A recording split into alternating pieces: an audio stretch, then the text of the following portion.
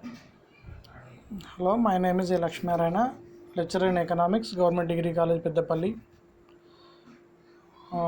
Last two classes lo manam concepts of national income and measurement of national income అనే రెండు అంశాల గురించి చర్చించుకోవడం జరిగింది. మనకు very important chapter in second semester and micro economics subject, that is national income concept and measurement of national income. ఇవి రెండు టాపిక్ల ద్వారా మనం నేర్చుకునేది ఏంటంటే జాతీయ ఆదాయం ఎందుకు లెక్కించాలి, జాతీయ ఆదాయంలో ఉండే భావనలు ఏమిటి, జాతీయ ఆదాయం ద్వారా మనం నేర్చుకునే అంశాలు ఏంటి, జాతీయ ఆదాయంలో ఏవే భావనలు ఇమిడి ఉంటాయి, ప్లస్ జాతీయ ఆదాయాన్ని ఎన్ని పద్ధతుల ద్వారా లెక్కిస్తారు, ఎవరు లెక్కిస్తారు, ఎందుకు లెక్కిస్తారు, ఎప్పుడు లెక్కిస్తారు అనే అంశాల గురించి కూలంకుషంగా మనం చర్చించుకోవడం జరిగింది. ఏ పద్ధతుల ద్వారా లెక్కిస్తారు అనే అంశాన్ని కూడా మనం నేర్చుకోవడం జరిగింది. వాస్తవంగా జాతీయ ఆదాయం లెక్కించేటప్పుడు ఏర్పడే అడ్డంకులు కానీ లేదా ఏర్పడే సమస్యలు కానీ ఏవైతే ఉంటాయో వాటిని గురించి మనం ఈ క్లాస్లో నేర్చుకోవడం జరుగుతుంది. జాతీయ ఆదాయం లెక్కించేటప్పుడు, జాతీయ ఆదాయం మదించేటప్పుడు లేదా జాతీయ ఆదాయాన్ని గణించేటప్పుడు ఏర్పడే ఇబ్బందులు, difficulties in measurement of national income, జాతీయాన్ని లెక్కించేటప్పుడు ఏర్పడే ఇబ్బందులు ఏమి ఉన్నాయి. నాన్ మానిటరీ ట్రాన్సాక్షన్స్, డబ్బు లేకుండా లేదా ద్రవ్యం లేకుండా జరిగే వ్యవహారాలు ఏవైతే ఉంటాయో అవి మనకు జాతీయ ఆదాయంలో లెక్కలోకి రావు. Non monetised transactions, exchange of goods and services which have no monetary payments, like services rendered out of love, courtesy or kindness, are difficult to include in the computation of national income. మనం ద్రవ్యముతో కూడుకొని ఉన్న వ్యవహారాలు మాత్రమే జాతీయ ఆదాయంలో తీసుకోవడం జరుగుతుంది. ద్రవ్యంతో సంబంధం లేకుండా ఉండే వ్యవహారాలు ఏవైతే ఉంటాయో, for example love, courtesy, kindness, ఈ మూడు అంశాలు ఏవైతే ఉంటాయో, ఈ మూడు అంశాలు కూడా సర్వీస్ మోటోతో కలిగి ఉన్న అంశాలు. ఈ మూడు అంశాలను కూడా మనం జాతీయాన్ని లెక్కించేటప్పుడు లెక్కలోకి తీసుకోవడం జరగదు. నెక్స్ట్, అనార్గనైజ్డ్ సెక్టార్, సంఘటిత రంగము మరియు అసంఘటిత రంగం. ఆర్గనైజ్డ్ సెక్టార్ ఉంటుంది, అనార్గనైజ్డ్ సెక్టార్ ఉంటుంది. అనార్గనైజ్డ్ సెక్టార్లో ఉండే పబ్లిక్ ద్వారా వచ్చిన ఆదాయాలు ఏవైతే ఉంటాయో ఆ ఆదాయాలు అనేటివి మనం లెక్కించడం చాలా కష్టంతో కూడుకున్న పని. Contribution of unorganized sector are unrecorded. It is very difficult to identify income of those who do not pay income tax. జాతీయ ఆదాయం లెక్కించేటప్పుడు అసంఘటిత రంగంలో లేదా అనార్గనైజ్ సెక్టార్లో పనిచేస్తున్న వ్యక్తుల యొక్క ఆదాయాలను మనం జాతీయ ఆదాయం లెక్కించేటప్పుడు లెక్కలోకి తీసుకోవడం చాలా కష్టం. ఎందుకంటే వీళ్ళందరూ కూడా నిరక్షరాస్యులు కావచ్చు, లేదా గవర్నమెంట్ లెక్కల్లోకి రానివారు కావచ్చు, లేదా డైలీ వైజ్ లేబర్లు కావచ్చు, లేదా కొంతకాలం పని ఉండి మిగతా కాలం ఖాళీగా ఉండేవాళ్ళు కావచ్చు. వీళ్ళందరినీ సెక్టార్ కింద తీసుకుంటాం, లెక్కలోకి రారు. కాబట్టి ఇంకొక అంశం ఏంటంటే వీళ్ళందరూ కూడా గవర్నమెంట్కు ఆదాయ పన్ను చెల్లించని వాళ్ళు. ప్రభుత్వానికి ఆదాయం పన్ను ఎవరైతే చెల్లించరో వాళ్ళందరూ కూడా అనార్గనైజ్ సెక్టార్ కిందకి వస్తారు అని ఒక వాదన. మల్టిపుల్ సోర్సెస్ ఆఫ్ ఎర్నింగ్స్, ఒక వ్యక్తికి ఒకటే అంశం ద్వారా లేదా ఒకటే ఈవెంట్ ద్వారా ఆదాయం అనేది వస్తే దాన్ని మా ఆటోమేటిక్గా ప్రభుత్వం లెక్కలోకి తీసుకుంటుంది. కానీ ఇటీవల కాలం లోపల ఒక వ్యక్తి గవర్నమెంట్ ఇన్కమ్ ట్యాక్స్ తప్పించుకోవడం కోసం అనేక రకాలైన అంశాలు లేదా అనేక రకాలైన సోర్సెస్ ద్వారా ఇన్కమ్ అనేది ప్రోవ్ చేసుకోవడం జరుగుతుంది. అంటే కొన్ని రకాలుగా ప్రోవ్ చేసిన అంశం ఆదాయం చూపిస్తాడు, కొన్ని రకాల ఆదాయం లెక్కలోకి చూపించడం జరగదు. Part time activity goes unorganised, unrecognized and such incomes is not included in national income. Part time work చేసేవాళ్ళు ఎవరైతే ఉంటారో వాళ్ళ ఆదాయం అనేది మనం జాతీయ ఆదాయంలో చూపించడం జరగదు. అంటే ఒకటే సోర్స్ ద్వారా కాకుండా అనేక రకాల సోర్సెస్ ద్వారా వచ్చిన ఆదాయం అనేది జాతీయ ఆదాయంలో చూపించడం జరగదు. Next categorisation of goods and services. In many cases, categorization of goods and services as intermediate and final product is not very clear. మనము వస్తువులను కానీ సేవలను కానీ చూసేటప్పుడు వాటి కేటగిరీ చూసినప్పుడు ముఖ్యంగా మనం పరిశీలించాల్సిన అంశం ఏంటంటే అవి హాఫ్ ఫినిష్డ్ గూడ్సా లేదా ఫినిష్డ్ గూడ్సా అనే అంశం కూడా మనకు చాలా ముఖ్యం. కొన్ని హాఫ్ ఫినిష్డ్ గూడ్స్ ఏవైతే ఉంటాయో వాటిని మనం లెక్కలోకి తీసుకున్నట్లయితే జాతీయ ఆదాయం ఎక్కువగా చూపించే ప్రమాదం ఉంటుంది. కాబట్టి వాటిని మనం పూర్తిగా తయారైనప్పుడు మాత్రమే లెక్కలోకి తీసుకోవాలి. Inadequate data. Lack of adequate and reliable data is major hurdle to the measurement of national income in under developed countries. Lack of adequate and reliable data is a major hurdle to the measurement of national income of underdeveloped countries.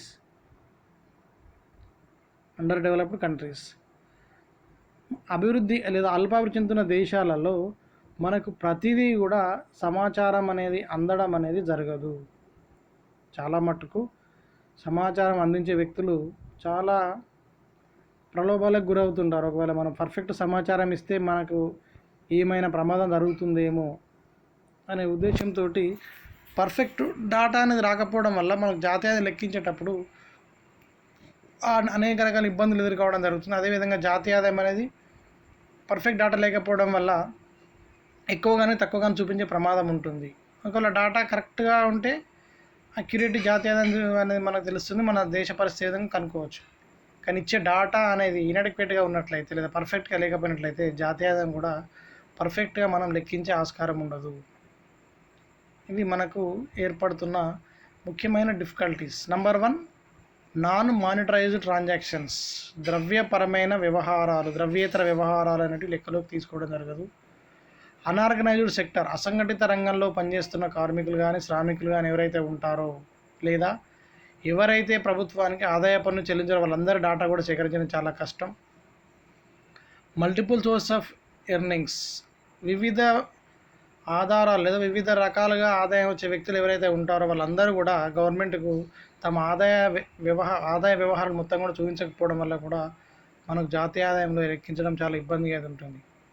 అదేవిధంగా ఉత్పత్తి అయిన వస్తువులను categorise చేసుకున్నప్పుడు పూర్తిగా తయారైన వస్తువుల యొక్క విలువలు మాత్రమే జాతీయ ఆదాయంలో మనం లెక్కించాలి. పూర్తిగా తయారు కాని వస్తువుల విలువలను లెక్కలోకి తీసుకున్నట్లయితే జాతీయ ఆదాయం 2 సార్లు చూపించే ప్రమాదం ఉంటుంది. అంటే ఆ వస్తువులు ఈ సంవత్సరం కనబడతాయి, నెక్స్ట్ మళ్ళీ వచ్చే సంవత్సరం కూడా కనబడతాయి. కాబట్టి పూర్తిగా తయారు కాని వస్తువులను జాతీయ లెక్కలోకి తీసుకోవడం జరగదు. ఓన్లీ ఫినిష్డ్ గూడ్స్ వాల్యూస్ మాత్రమే తీసుకోవాలి.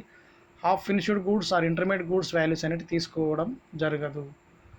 అదేవిధంగా మనలాంటి అభివృద్ధి చెందుతున్న దేశాలలో మనకు ఈ డాటా అనేది పర్ఫెక్ట్గా దొరకదు.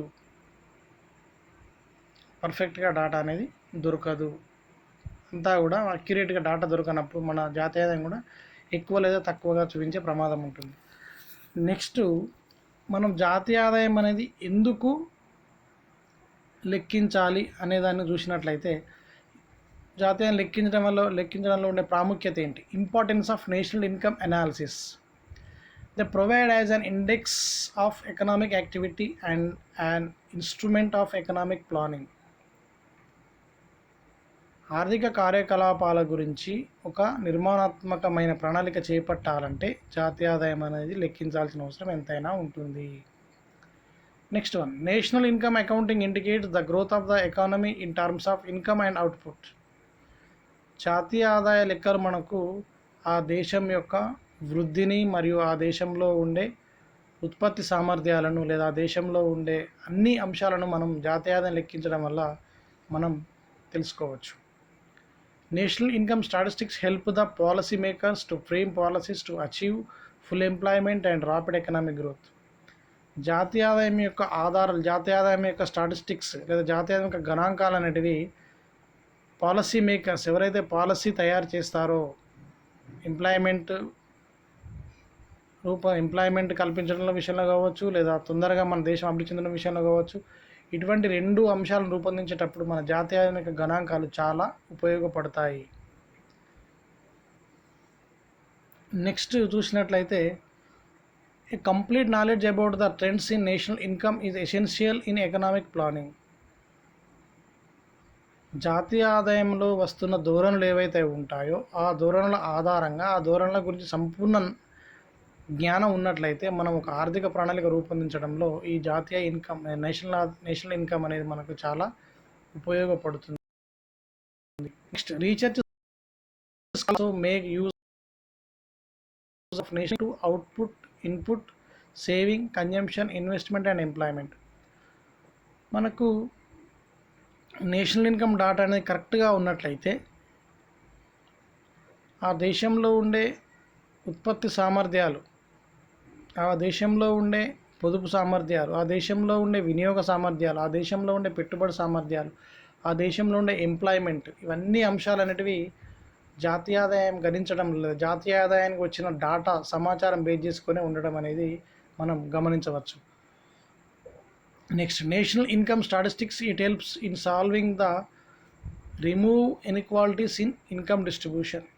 జాతీయ ఆదాయం మనం పర్ఫెక్ట్గా గణాంకాలు తీసుకున్నట్లయితే ఇది దేశంలో ఉండే ఆదాయ అసమానతలు కానీ లేదా ఆదాయ పంపిణీ విషయంలో కూడా ముఖ్యమైన సమాచారం అనేది మనకు అందుతుంది. అంటే ఈ జాతీయ ఆదాయం లోపల ఏ రాష్ట్రంలో ఇన్కమ్ ఇన్ఈక్వాలిటీస్ ఎక్కువగా ఉన్నాయి, ఏ రాష్ట్రంలో ఇన్కమ్ డిస్ట్రిబ్యూషన్ కరెక్ట్గా లేదు అనే విషయం సెంట్రల్ గవర్నమెంట్ తెలిసినప్పుడు ఈ ఆదాయ అసమానతలు కానీ ఆదాయ పంపిణీ కానీ జరగకపోయినట్లయితే కొన్ని రాష్ట్రాలు ముందుంటాయి, కొన్ని రాష్ట్రాలు వెనకబడిపోతాయి. అన్ని రాష్ట్రాలను మనం సమాన స్థాయిలో అభివృద్ధి పరచాలనుకున్నప్పుడు జాతీయ ఆదాయం యొక్క డాటా లేదా జాతీయ ఆదాయం యొక్క సమాచార సేకరణ అనేది చాలా హెల్ప్ఫుల్గా ఉంటుంది. కాబట్టి జాతీయ ఆదాయం లెక్కించడం లేదా జాతీయ ఆదాయ విశ్లేషణ అనేది ఎంతో ముఖ్యమైన అంశంగా మనం చెప్పుకోవడం జరుగుతుంది.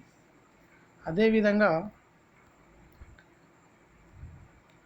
మనము జాతీయ లెక్కించే విషయం లోపల 3 పద్ధతులు కంపేర్ చేసినప్పుడు 3 ప్రొడక్టివ్ మెథడ్స్ మనం 3 మెథడ్స్ కంపేర్ చేసినప్పుడు కంపారిజన్ ఆఫ్ ద 3 మెథడ్స్ అంటే ఈ 3 పద్ధతుల ద్వారా లెక్కించినప్పుడు ఈ 3 పద్ధతులలో ఉండే తేడాలు ఏమైనా ఉన్నాయని గమనించినప్పుడు the product method is very suitable for primary sector such as agriculture industries and etcetera. ఉత్పత్తి పద్ధతి ఏదైతే ఉందో ఈ ఉత్పత్తి పద్ధతి ద్వారా మన జాతీయాన్ని లెక్కించడం అనేది ఒక అగ్రికల్చర్ లేదా వ్యవసాయ పరిశ్రమలకు వ్యవసాయ అనుబంధ పరిశ్రమలకు మాత్రమే చాలా సూటబుల్గా ఉంటుంది. ఏ మెథడు? Product method. ఉత్పత్తి పద్ధతి మనం తీసుకున్నట్లయితే ఇది వ్యవసాయ అనుబంధ పరిశ్రమకు మాత్రమే పర్ఫెక్ట్గా సూట్ అవుతుంది అని ఒక comparison. The income method is suitable for service sectors. మనం ఆదాయాల పద్ధతి తీసుకున్నప్పుడు అది ఓన్లీ సేవల రంగంలో ఉండే అంశాలను లెక్కించడానికి మాత్రమే పర్ఫెక్ట్గా ఉంటుంది. Next third, the expenditure method is only for the calculation of identical relationship between the 3 methods. It is because we may not get the details of all the expenditure correctly. మనము వ్యయాల పద్ధతి తీసుకున్నప్పుడు ఇది ఈ 3 మెథడ్స్లో ఉండే క్యాలిక్యులేషన్స్ గురించి మాత్రమే చెప్పగలుగుతాము. అంటే ఏ రంగంలో ఎంత వ్యయం జరుగుతుందని మాత్రమే చెప్పగలుగుతాం. కానీ ఆల్ ఎక్స్పెండిచర్ కరెక్ట్గా మనం తీసుకోవడం జరగదు. ఒక వ్యక్తికి వచ్చే ఆదాయాలు మనం చెప్పగలుగుతాం కానీ వ్యక్తికి వచ్చే వ్యయాల గురించి చాలా మటుకు మనం చెప్పడం అనేది పాసిబుల్ కాదు. మనము ఈ 3 మెథడ్లు చూసినప్పుడు ఒక్కొక్క మెథడ్ అనేది ఒక్కొక్క రంగానికి సూటబుల్గా ఉంటుంది. కానీ థర్డ్ మెథడ్ ఏదైతే ఉందో ఇది 3 రంగాలకు కూడా సూటబుల్గా ఉంటుంది. కానీ ఈ ఎక్స్పెండిచర్ అనేది ఏ వ్యక్తి కూడా మనకు పర్ఫెక్ట్గా ఇవ్వకపోవడం వల్ల మనం పర్ఫెక్ట్గా 3 మెథడ్స్ ద్వారా లెక్కించడం జరగదు. కాబట్టి ఆ దేశం యొక్క పరిస్థితులకు అనుకూలంగా ఏ రంగాలను గణించే వ్యక్తులపైన ఆ దేశం తీసుకున్న చర్యల ఆధారపడి జాతీయాన్ని గణించడం అనేది జరుగుతుంది. Problems in calculating national income. మనం జాతీయాన్ని గణించేటప్పుడు కష్టాలు 2 కూడా మనం చూసిన ఇంతకుముందు కష్టాలు చూసినప్పుడు అనార్గనైజ్ సెక్టార్ ఉంటుంది, హాఫ్ ఫినిష్డ్ గూడ్స్ ఉంటాయి. ఇంకా మన జాతీయ ఆదాయం తీసుకునేటప్పుడు ఇచ్చే డాటా అనేది కరెక్ట్గా దొరకకపోవడం అనేది మనం డిఫికల్టీ చూసినాం. డిఫికల్టీస్తో పాటుగా మెయిన్గా వచ్చే సమస్యలు లేదా ప్రాబ్లమ్స్ ఏవైతే ఉన్నాయో చూసినట్లయితే ఫస్ట్ వన్ బ్లాక్ మనీ అనేది మనం జాతీయాన్ని లెక్కించేటప్పుడు లెక్కలోకి రాదు. ఇది ముఖ్యమైన సమస్య. It has created a parallel economy. Black money అనేది మనకున్న ఎకానమీకి ప్యారలల్ కదా, సమాంతరంగా ఇంకొక ఆర్థిక వ్యవస్థను తయారు చేస్తుంది. Unreported economy which is equivalent to the size of officially estimated size of the economy. ఈ బ్లాక్ మనీ అనేది మనం వాస్తవంగా ఉన్న ఆర్థిక వ్యవస్థ కంటే ఈ బ్లాక్ మనీ అనేది సమాంతరంగా దానికి ఉండి మన ఆర్థిక అభివృద్ధిని అడ్డుకుంటుంది. కారణం ఏంటంటే బ్లాక్ మనీ అనేది లెక్కలోకి రాదు కాబట్టి, దానికి గవర్నమెంట్కి పన్నులు చెల్లించలేరు కాబట్టి ఆటోమేటిక్గా బ్లాక్ మనీ ప్యారలల్ ఎకానమీ సృష్టిస్తుంది. కాబట్టి వాళ్ళంతా ధనవంతులుగా పరిగణించబడడం వల్ల దేశంలో కొంతమంది వ్యక్తుల్లో అధిక ఆదాయం ఉండడం, అధిక మంది వ్యక్తుల్లో కొంత ఆదాయం ఉండడం అనేది ఆర్థిక అసమానత లేదా ఆదాయ అసమానత లేదా ప్రాంతీయ అసమానతలు అంటే మనం ఈ బ్లాక్ మనీ అనే విషయంలో ప్రభుత్వం చర్యలు తీసుకుపోయినట్లయితే అవన్నీ కూడా మనకు కనబడతాయి. Next non monetisation. In most of the rural economy considerable portion of transactions occurs informally. మనకు గ్రామీణ ప్రాంతాల్లో జరిగే వ్యవహారాలన్నీ కూడా మానిటరైజ్ అనేది చేయడం జరగదు. ఇంకా కూడా మానిటరైజ్ మీన్స్ ఫార్మల్గా ఒక బిల్లు ఇవ్వడం కానీ లేదా ఇంత కొనడం, దానికి సంబంధించిన లెక్కలు కానీ గణాంకాలు కానీ ఏమీ కూడా ఉండవు. కాబట్టి దానికి సంబంధించిన అంశాలు ఏవి కూడా మనకు పర్ఫెక్ట్గా లెక్కలు అనేవి జాతీయతను చూపించడం జరగదు.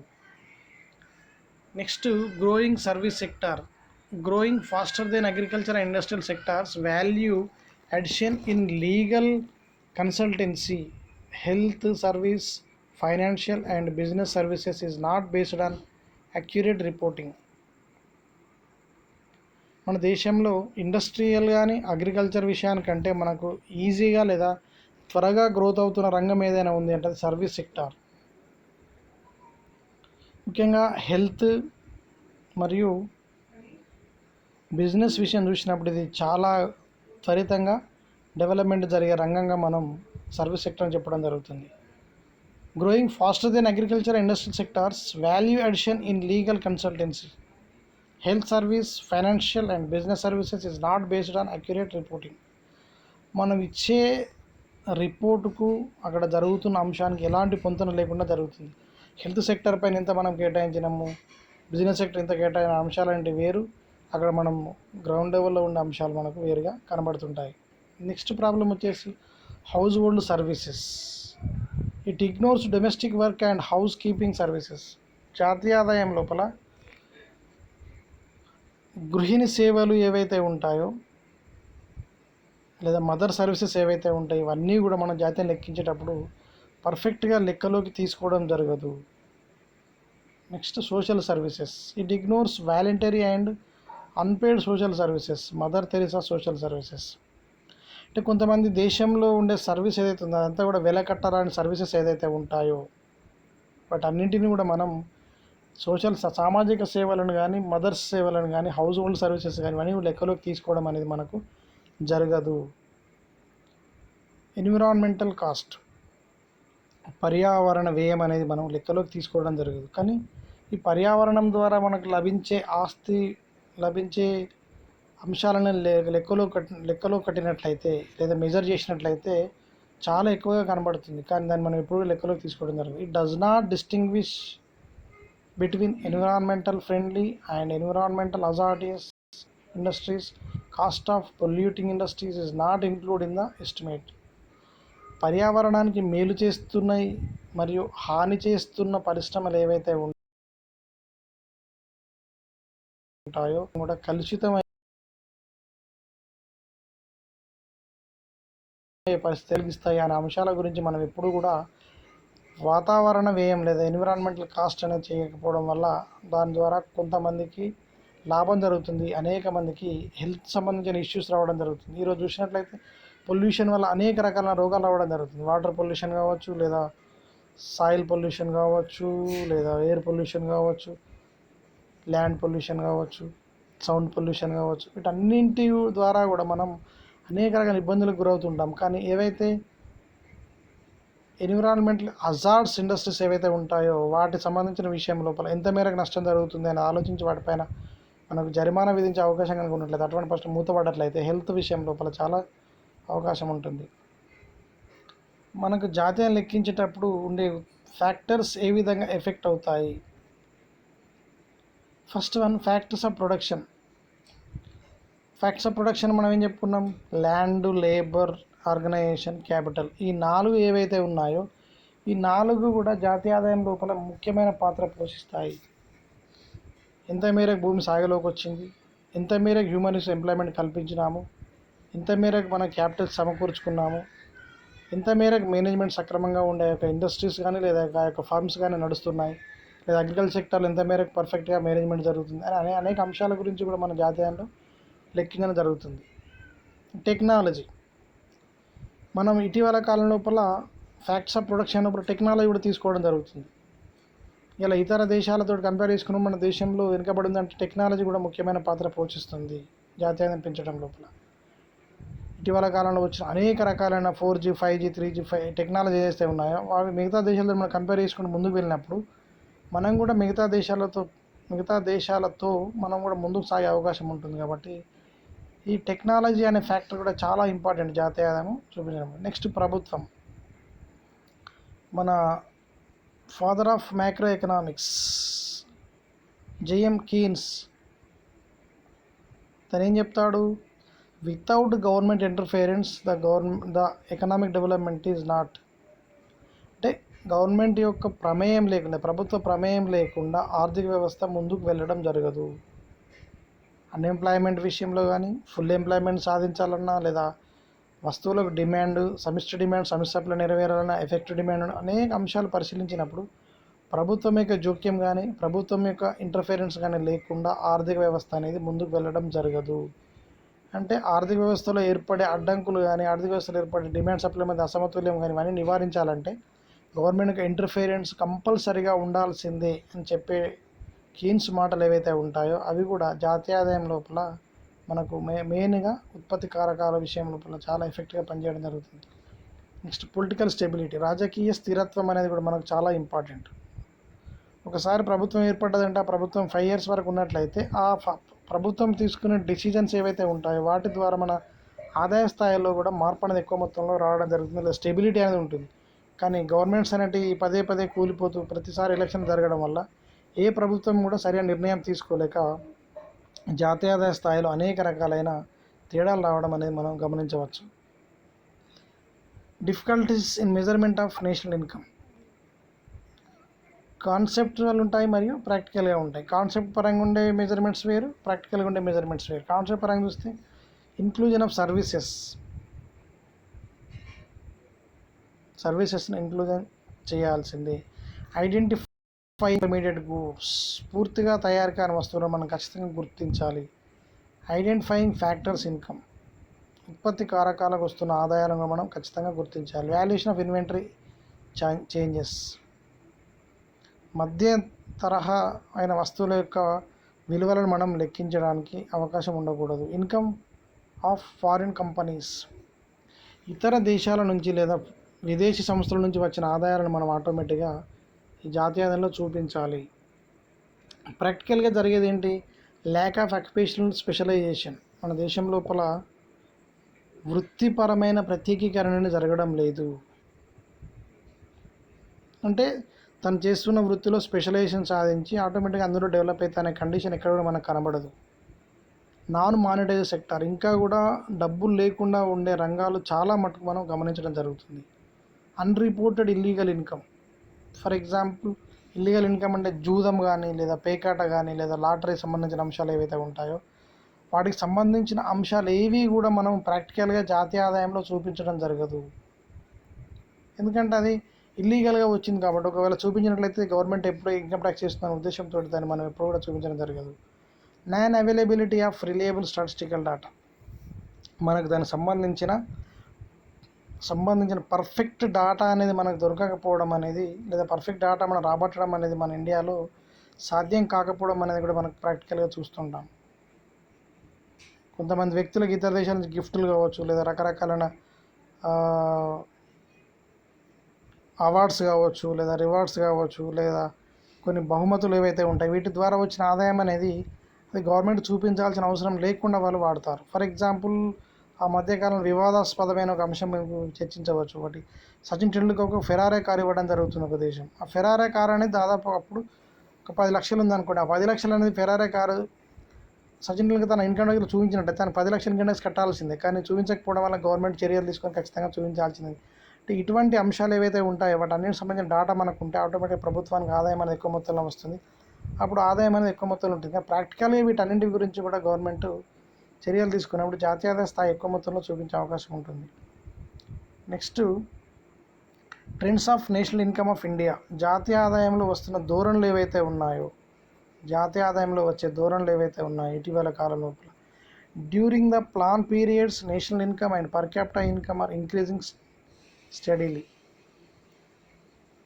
ప్రణాళిక కాలం నుంచి చూసినట్లయితే జాతీయ ఆదాయంలో కానీ లేదా తలసరి ఆదాయంలో కానీ పెరుగుదల అనేది స్థిరంగా కనబడుతుంది. అంటే ఎక్కువ మొత్తంలో ర్యాపిడ్గా గ్రోత్ అనేది మనకు కనబడతలేదు. But the rise in the per capita income is rather slow due to population growth. ఇక్కడ పర్ క్యాపిటా ఇన్కమ్ అంటే ఏంటిది? National income divided by population. ఇక్కడ పాపులేషన్ అనేది ఎక్కువగా ఉంది కాబట్టి పర్ క్యాపిటల్ ఇన్కమ్ అనేది లెస్గా ఉంటుంది. పాపులేషన్ తగ్గినప్పుడు పర్ క్యాపిటల్ ఇన్కమ్ ఎక్కువగా ఉంటుంది. కానీ మన దేశం అనేది ప్రపంచంలో 2వ స్థానంలో ఉంది పాపులేషన్ విషయం చూసినప్పుడు. Because of the national income is very low, is very growth, the per capita income is very less. National income is divided by population is equal to per capita income. Per capita income అనేది స్లోగా ఉంది అంటే కారణం ఇక్కడ ఏంటంటే మన population growth ఎక్కువగా ఉంది. అంటే జనాభా అనేది ఎక్కువగా ఉన్నట్లయితే తలసరి ఆదాయం అనేది చాలా తక్కువగా ఉంటుంది. ఇది ఇన్వర్స్లీ ప్రపోర్షన్గా పనిచేస్తుంది. Per capita income, population growth.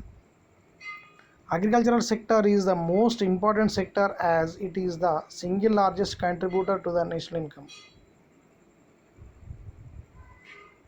మనం జాతీయ ఆదాయం లోపల ఒక వ్యవసాయ రంగం అనేది మాత్రమే ముఖ్యమైన రంగంగా జాతీయ ఆదాయంలో ఎక్కువ మొత్తంలో చూపించడం జరుగుతుంది. మిగతా అనేక అంశాలలో మనం ఈ యొక్క జాతీయ ఆదాయంలో వ్యవసాయ రంగంతో పాటుగా పరిశ్రమల రంగం మరియు సేవల రంగం అనేది ఎక్కువగా చూపించినట్లయితే ఆటోమేటిక్గా దేశం త్వరితంగా డెవలప్మెంట్ జరుగుతుంది. Agriculture sector is the most important sector as it is the single largest contributor to the national income. In the recent years, the share of the government sector in national income is steadily increasing, indicating the increasing efficiency of the public sector. ఇటీవల కాలం లోపల government sector అనేది కొంత మేరకు increase అవుతుంది. ఈ మధ్య కాలంలో చూసినట్లయితే ప్రభుత్వ రంగంలో ఉండే సంస్థలు ఏవైతే ఉంటాయో వాటిలో జాతీయ ఆదాయం అనేది పెరుగుతుంది, కానీ స్థిరంగా పెరుగుతుండడం అనేది మనం గమనించవచ్చు. Is national income the reflection of human development. జాతీయ ఆదాయం అనేది మానవాభివృద్ధి పైన ఏమైనా ప్రభావాన్ని చూపిస్తుందా లేదా అనేది లాస్ట్ మనం అబ్జర్వ్ చేసినట్లయితే ఖచ్చితంగా చూపిస్తుంది. ఇక్కడ మనం ఎంతమంది మాట్లాడుకున్నట్టు ఒక వ్యక్తి యొక్క తలసరి ఆదాయం అనేది ఎక్కువగా ఉంది అనుకున్నప్పుడు ఆటోమేటిక్గా ఆ దేశంలో ఉండే వ్యక్తులందరూ తలసరిలు ఎక్కువగా ఉంటే దేశం త్వరితంగా డెవలప్మెంట్ జరిగింది అనుకుంటాం. కానీ ఇక్కడ వ్యక్తుల యొక్క తలసరిలు తక్కువగా ఉన్నాయి అనుకున్నప్పుడు ఆటోమేటిక్ హ్యూమన్ డెవలప్మెంట్ అనేది కూడా చాలా తక్కువగా మనం గమనించవచ్చు. Does not measure per capita to determine the most accurate standard of living. Does not measure per capita to determine the most accurate standard of living. Per capita income అనేది మనం లెక్కించకుండా ఒక వ్యక్తి యొక్క జీవన ప్రమాణాన్ని మనం లెక్కించడం చాలా కష్టంతో కూడుకున్న పని. ఫర్ ఎగ్జాంపుల్, ఒక వ్యక్తికి వచ్చే ఆదాయం చాలా తక్కువగా ఉన్నప్పుడు తను తీసుకునే ఫుడ్ కానీ తను తీసుకునే వాటర్ కానీ అన్ని అంశాలు కూడా చాలా తక్కువగా ఉన్నప్పుడు తన యొక్క లైఫ్ స్టాండర్డ్ అనేది చాలా తక్కువగా ఉంటుంది. Does not measure how to goods are distributed to the population. జాతీయాన్ని లెక్కించకుండా మనం ఈ పాపులేషన్కి మనం గూడ్స్ ఏ విధంగా డిస్ట్రిబ్యూట్ చేయగలుగుతాము. Does not include unpaid household work. Unpaid household వర్క్ను కూడా మనం మెజర్ చేయకుండా లెక్కించడం సాధ్యం కాదు. Does not include the barter system which is still used by many underdeveloped countries. ఇంత డెవలప్మెంట్ జరిగింది అనుకున్నా కూడా ఇప్పటికి కూడా మనము మనీ మ్యాటర్తో కాకుండా ఇంకా goods to goods barter system ద్వారా కూడా ఆర్థిక వ్యవస్థ నడిచేది మనం చాలా మటుకు అల్పావధి దేశాల్లో గమనించడం జరుగుతుంది. Does not measure the quality of items produced. మన క్వాలిటీ ఐటమ్ అనేది ఇప్పటి వరకు కూడా సెకండ్ క్వాలిటీ ఫస్ట్ క్వాలిటీ అని చూసినప్పుడు ఫస్ట్ క్వాలిటీ అంటే మన దగ్గర ఇంకా ప్రొడ్యూస్ కావడం లేదు. సర్వీస్ సెక్టర్లో ముఖ్యంగా మొబైల్స్ కానీ లేదా రకరకాల అంశాలు చూసినప్పుడు మన దగ్గర క్వాలిటీ అనేది కొంతమేర మిగతా అభివృద్ధి చెందిన దేశాలు కంపేర్ చేసి చాలా తక్కువ ఉందని చెప్పొచ్చు. GDP counts remedial and defensive expenditure such as the cost of security, police, pollution, cleanup etcetera has positive contribution to commerce. మన జీడిపిలో మనము సెక్యూరిటీ కానీ లేదా శాంతి భద్రతగా తీసుకున్న అంశాలు ఏవైతే ఉంటాయో వాటికి ఇచ్చినంత ప్రాధాన్యత మిగతా వాటికి ఇవ్వకపోవడం వల్ల మన దేశంలో జాతీయ ఆదాయం తక్కువగా ఉంటుంది, మానవాభివృద్ధి కూడా చాలా తక్కువగా ఉంటుందని చెప్పొచ్చు. అసలు మనం జాతీయ ఆదాయం ఎందుకు లెక్కించాలి, జాతీయ ప్రాముఖ్యత ఏంటి అని చూసినప్పుడు importance of national income measures inflationary or deflationary pressure. ద్రవ్యోల్బణం కానీ లేదా ప్రతి ద్రవ్యోల్బణం ఒత్తిడిని తట్టుకోవాలంటే మనం జాతీయ ఆదాయం లెక్కించడం చాలా ముఖ్యం. కంట్రిబ్యూషన్ ఆఫ్ వేరియస్ సెక్టార్స్ అంటే వివిధ రంగాలకు ఆదాయ స్థాయిలను మనం కాంట్రిబ్యూట్ చేయాలనుకున్నట్లయితే కూడా ఖచ్చితంగా జాతీయ ఆదాయాన్ని మనం లెక్కించాల్సిన అంశం ఎంతైనా ఉంది. లేదా నేషనల్ ఇన్కమ్ వచ్చిన జాతీయ ఆదాయాన్ని మన దేశంలోని అన్ని రంగాలపైన మనం డిస్ట్రిబ్యూట్ చేయాలనుకున్నప్పుడు జాతీయ ఆదాయం లెక్కించడం, జాతీయ ఆదాయం ప్రాముఖ్యత చాలా ముఖ్యం. Shapes the budgetary policy of the government. ప్రభుత్వం అనేది బడ్జెట్ సంబంధించిన అంశాలు రూపొందించాలన్నా లేదా బడ్జెట్ సంబంధించిన అంశాలను తయారు చేయాలన్నా కూడా జాతీయ ఆదాయం లెక్కించడం, జాతీయ ఆదాయం ప్రాముఖ్యత అనేది చాలా ఎక్కువగా ఉంటుంది. Planning of an economy. ఆర్థిక వ్యవస్థలో వివిధ రకాలైన ప్రణాళికలు చేపట్టాలంటే కూడా జాతీయ ఆదాయం లెక్కించడం లేదా జాతీయ ఆదాయం యొక్క ప్రాముఖ్యత ఎంతైనా ఉంది. అంటే చివరిగా మనం చెప్పాల్సిన అవసరం ఫైనల్గా ఏంటంటే జాతీయ ఆదాయం అనేది లెక్కించకుండా లేదా జాతీయ ఆదాయ అనే అంశానికి ప్రాముఖ్యత ఇవ్వకుండా ఇన్ఫ్లేషన్ కానీ లేదా ప్లానింగ్ కానీ లేదా బడ్జెట్ కానీ లేదా మన రెసిజన్ కానీ లేదా అనేక అంశాల గురించి మనం చర్చించుకోవాలనుకున్నప్పుడు మనం బేసికల్గా ఫస్ట్ జాతీయ ఆదాయం లెక్కించి మిగతా అంశాల గురించి మనం మాట్లాడినట్లయితే ఆటోమేటిక్గా ఏ రంగానికి ఎంత కేటాయింపులు జరగాలి, ఏ రంగం వెనుకబడి ఉంది, ఏ రంగం ముందు ఉంది అనే అంశాలన్నీ